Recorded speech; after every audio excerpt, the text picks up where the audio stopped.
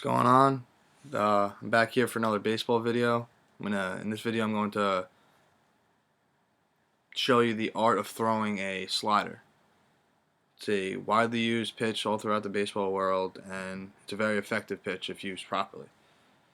I'm going to start the video off with going through the three main grips for the slider.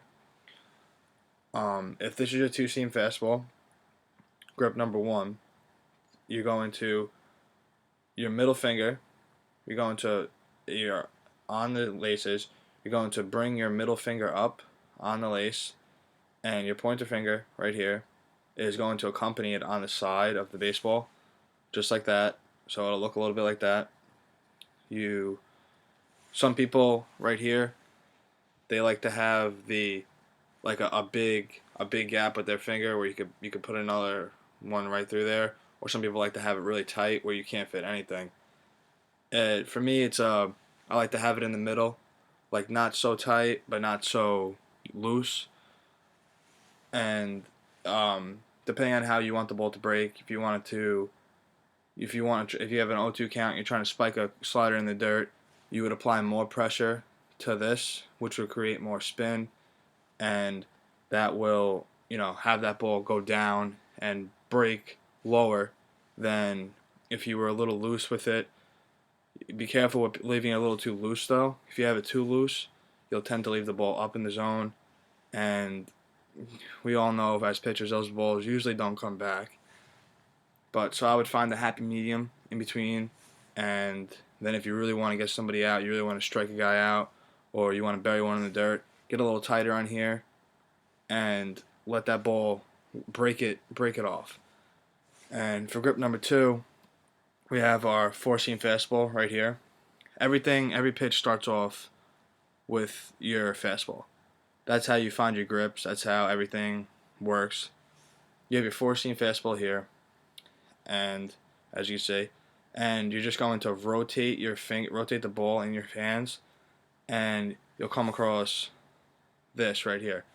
So if you were looking at again with the two-seam, you want to have your fingers on the side of the ball, and you want to have your fingertips on the lace.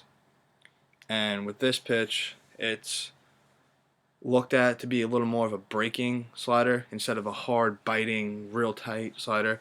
You're gonna get a little more loop with this one, and it's useful, and it's all a preference on how you pitch and what other pitches you throw with it. If all your pitches move a lot, then this will sit in fine. But if some people, things are different. So that's another grip right there. And then for grip number three, going back to almost grip number one, how you have the two-seam fastball right here. You go back to grip number one, and same grip, same everything, and you just bring your middle finger, your pointer finger actually, you bring it up and you throw it on the lace down here. And this will be more of a spiking spiking slider, and this would be used if you threw the first slider I showed you, and people are on your slider, like you got a guy, you threw a guy two sliders and he's seen them well, he fouled them off, and you go back to your fastball, and then you want to come back with another slider, but he's on your slider, he's seen it well, so if you want to get a little more break, throw that knuckle on there, and it'll get a different spin, but you should still have the same feel. It should still feel the same, and that would be more of a slider you throw in the dirt, or you start at the middle of the plate and it breaks out of the zone for a righty to the lefty's batter's box, and then for a lefty into the righty's batter's box. That's a very useful pitch, but only problem is when you throw the knuckle on there with any pitch, whether it be a knuckle curve or anything to do with having your knuckle risen off the baseball. When you're coming up and you're up here and you're getting ready to throw, hitters immediately see that your knuckle is up, and for some hitters they may see this and some hitters may not. But when you get up in the higher levels of baseball, the hitters will eventually be able to pick up that your knuckle, they'll see a difference in the way your ball looks and the way when you're about to release, the way if they see this sticking out of the air, they're going to immediately think, a smart hitter is going to think slider, curveball, something to do with break, something to do with a lot of movement opposite from me. And then they'll be able to read this and then they'll be able to pick it up. That's why I like to use that one with slider number one. So slider number one will be my primary, and then if a guy's on it and he's seeing it well, I'll bring it back and I'll use slider number three, and that will be it'll be a different look for him. He's not gonna be looking for the knuckle, and maybe it'll throw him off a little bit, and maybe it'll get him to swing and miss, or even he'll see a different one and then he'll have it in the back of his head, and then you can come back with any other pitch and it may freeze him. These are all very useful grips, all very useful in pitching. Pitching's a tough thing to do. It's tough, real tough. But if you know how to throw a slider right, it can be an extremely useful pitch.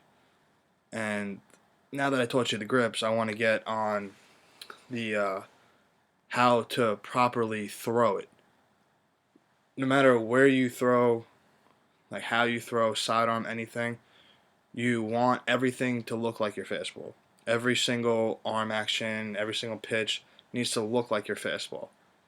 And if you try to create movement, you will actually end up hurting yourself and hurting the pitch, hurting the quality of the pitch.